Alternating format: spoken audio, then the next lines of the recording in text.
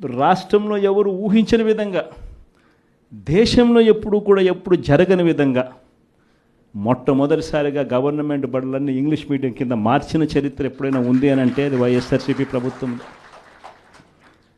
మొట్టమొదటిసారిగా గవర్నమెంట్ బడులలో ఇంతకుముందు ఎప్పుడు ఊహకు కూడా అద్దేటివి కాదు. ఎవరైనా ఎవరి దగ్గరికైనా వచ్చి గవర్నమెంట్ బడులు ప్రైవేట్ బడులతో ఎప్పుడూ పోటీ పడలేవు అనే మాటలు మనం ఎంత వింటూ ఉంటుంది. మొట్టమొదటిసారిగా ప్రైవేటు బడులు గవర్నమెంట్ బడులతో పోటీ పడే పరిస్థితి ఎప్పుడైనా వచ్చింది అని అంటే అది ఒక్క వైఎస్ఆర్సీపీ ప్రభుత్వ హయాంలో మాత్రమే. మొట్టమొదటిసారిగా బడులల్లో నాడు నేడు కార్యక్రమంతో బడులు రూపురేఖలు మారాయి. మొట్టమొదటిసారిగా 6వ తరగతి నుంచి ప్రతి క్లాస్ రూమ్లోనూ ఇంటరాక్టివ్ ఫ్లాట్ ప్యానల్స్తో డిజిటల్ బోధన ఎప్పుడైనా మొదలైంది అంటే అది వైఎస్ఆర్సీపీ హయాంలోనే మొదలైంది.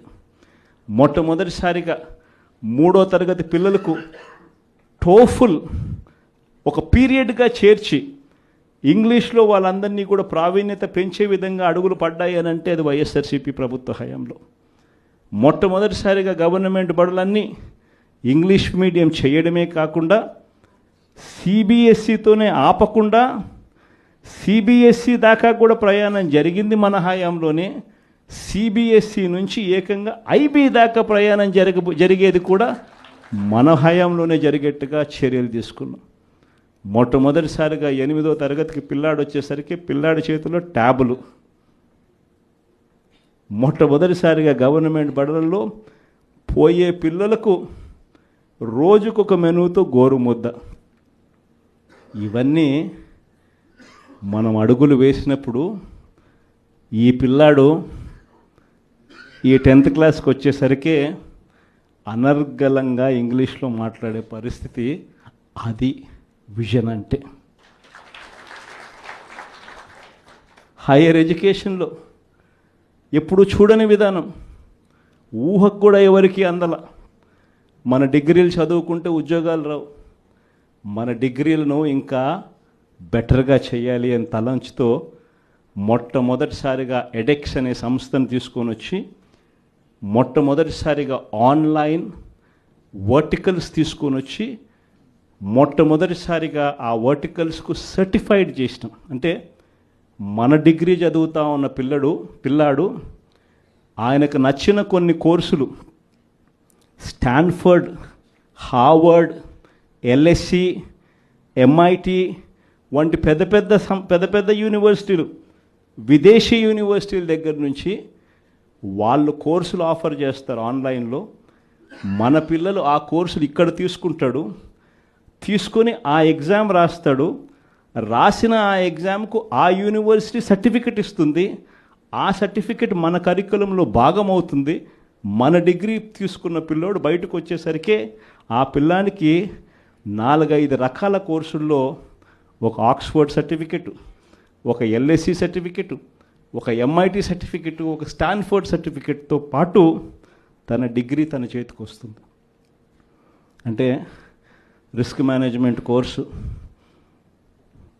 ఎల్ఎస్సి ఇస్తుంది సర్టిఫికెట్, డేటా అనలిటిక్స్ కోర్సు ఒక స్టాన్ఫర్డ్ ఇస్తుంది సర్టిఫికెట్, అసెట్ మేనేజ్మెంట్ కోర్సు ఒక ఎల్బిఎస్ ఇస్తుంది సర్టిఫికెట్. ఇలాంటి సర్టిఫికెట్లతో పిల్లాడు బయటకు వచ్చి తన డిగ్రీ పొంది తన అప్లికేషన్ పెట్టుకుంటే ఎలాంటి ఉద్యోగాలు వస్తాయి అన్నది ఆలోచన చేసి ఆ పిల్లలకు విద్యా దీవెన, వసతి దీవెనతో సహా ఇవన్నీ ఏర్పాటు చేయడం అన్నది విజన్ అంటారు. వైద్యం కోసం ఏ పేదవాడు అప్పుల పాలయ్యే పరిస్థితి రాకూడదని, చదువులు వైద్యం ఈ రెండే మనిషిని అప్పుల పాలు చేసే పరిస్థితిలోకి నెట్టేస్తుందని, ఆ పరిస్థితి ఎప్పుడు రాకుండా చెయ్యాలి అని చెప్పి తాపత్రయపడి ఆరోగ్యశ్రీ పరిధిని ఏకంగా 3,300 ప్రొసీజర్లకు తీసుకొని పోయి ఏకంగా 25 లక్షల దాకా ప్రతి పేదవాడికి ఉచితంగా ఆరోగ్యశ్రీ అందేట్టుగా చేసి ప్రతి గవర్నమెంట్ హాస్పిటల్లోనూ నాడు నేడు పనులతో ఆ హాస్పిటల్ రూపురేఖలన్నీ మార్చి ప్రతి గవర్నమెంట్ హాస్పిటల్లోనూ 0 వేకెన్సీ పాలసీ తీసుకొని వచ్చి జాతీయంగా చూస్తే స్పెషలిస్ట్ డాక్టర్ల కొరత 61%, 61% ఉంటే మన రాష్ట్రానికి వచ్చేసరికి స్పెషలిస్ట్ డాక్టర్ల కొరత మన రాష్ట్రంలో కేవలం 4% లోపే.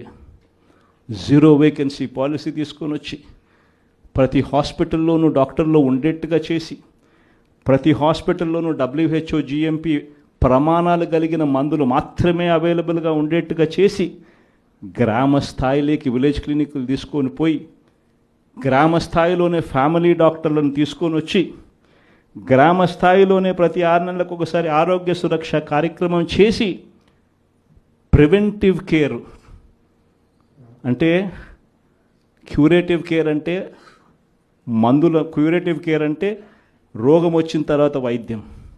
ప్రివెంటివ్ కేర్ అంటే మనిషికి మొదటి దశలోనే, అంటే ఆ షుగర్ సరిగ్గా హ్యాండిల్ చేయకపోతే ఆ షుగర్ వల్ల కిడ్నీ సమస్యలు, మనిషికి బీపీ, ఆ బీపీని సరిగ్గా హ్యాండిల్ చేయకపోతే గుండెపోటు, అటువంటివన్నీ ఇనీషియల్ స్టేజెస్లోనే గ్రామ స్థాయిలోనే మనిషికి రాకుండా చేసే గొప్ప అడుగులు పడడం ఎప్పుడు జరిగాయనంటే వైఎస్ఆర్సీపీ హయాంలో. ఇది విజన్. రైతుకి ఇబ్బంది రాకుండా, రైతుని చెయ్యి పట్టుకొని నడిపించే పరిస్థితి ఉండాలని ఒక అగ్రికల్చరల్ గ్రాడ్యుయేట్ను ఆర్బీకే కేంద్రంగా అక్కడే కూర్చోబెట్టడం విజన్. ప్రతి ఎకరాను ఈ క్రాప్ చేయడం విజన్. ప్రతి ఎకరా ఈ క్రాప్ చేయడమే కాకుండా ప్రతి ఎకరాకు రైతుకు తోడుగా ఉంటూ ఆ రైతు ఇన్సూరెన్స్ చేసుకోకపోయినా ఆటోమేటిక్గా రైతుకు విపత్తు వచ్చినప్పుడు ఇన్సూరెన్స్ అనేది ఆటోమేటిక్గా రైతుకు వచ్చేట్టుగా ఉచిత పంటల బీమా తీసుకొని రావడం ఒక విజన్. రైతులకు దళారీ వ్యవస్థ లేకుండా ఆర్బీకే కేంద్రాల దగ్గరనే కొనుగోలు చేసేట్టుగా చేసి రైతుకు పూర్తి గిట్టుబాటు ధర ఇచ్చేట్టుగా చేయడం అన్నది విజన్. ఈ రకంగా మార్పులు జరిగింది వ్యవసాయ రంగంలో ఎప్పుడు అనంటే అది కూడా వైఎస్ఆర్సీపీ హయాంలోనే. విజన్ అంటే ఇంకోటి తెలుసా, ఇంకొక విజన్ గురించి కూడా చెప్పాలి. మన ప్రభుత్వం రాకమునుపు ఎవరైనా కూడా అనుకున్నారా ₹1 ప్రభుత్వం వస్తే ఆ రూపాయి నేరుగా ప్రజల దగ్గరికి వెళ్ళే పరిస్థితి ఎప్పుడైనా ఉంటుందని చెప్పి ఎవరైనా అనుకున్నారా? అలాంటి విజన్ తీసుకొచ్చింది మనం. గ్రామ స్వరాజ్యానికి అర్థం చెబుతూ ప్రతి గ్రామంలోనూ ఓ సచివాలయ వ్యవస్థ, 540 రకాల సేవలు ప్రతి గ్రామంలోనూ అందుబాటులోకి తీసుకొని రావడం, ప్రతి 60-70 ఇళ్ళకు ఒక వాలంటీర్ వ్యవస్థ, ప్రతి పథకము కూడా కులం చూడకుండా, మతం చూడకుండా, రాజకీయాలు చూడకుండా, లంచాలు లేకుండా ప్రతి ఇంటికి చేర్చగలిగిన పరిస్థితి ఎప్పుడైనా వచ్చింది అని అంటే అది ఒక్క వైఎస్ఆర్సీపీ హయాంలో. ఇది విజన్. ఇలాంటి విజన్ అంటారు. కానీ మేనిఫెస్టోని ఎలా ఎగరగొట్టాలి, ఎగరగొట్టిన నేపథ్యంలో మళ్ళీ టాపిక్ డైవర్ట్ చేసేందుకు చూపించాల్సిన డ్రామాలో భాగంగా 2047 నేను ఉంటానో ఉండనో, నా వయసు ఎంత ఉంటుందో ఉండదో చెప్పేద్దాం, పోయేది ఏముంది, రంగురంగుల భవనాలతో రంగురంగుల కథలు చెప్పేద్దాము, ప్రజలు ఎట్టా మోసపోతారు, మోసం చేసేద్దాం అనుకునేదాన్ని విజన్ అనరు, 420 అంటారు. ఏప్రిల్ మాసంలో 66,34,742 మంది పెన్షన్లు ఉంటే చంద్రబాబు నాయుడు వచ్చి 6 నెలలు అయిపోయింది. ఈ 6 నెలల కాలంలో డిసెంబర్లో మొన్న పంపిణీ చేసిన పెన్షన్ ఎంత తెలుసా? 63,20,222. అంటే 3,14,460 పెన్షన్లు కట్టు.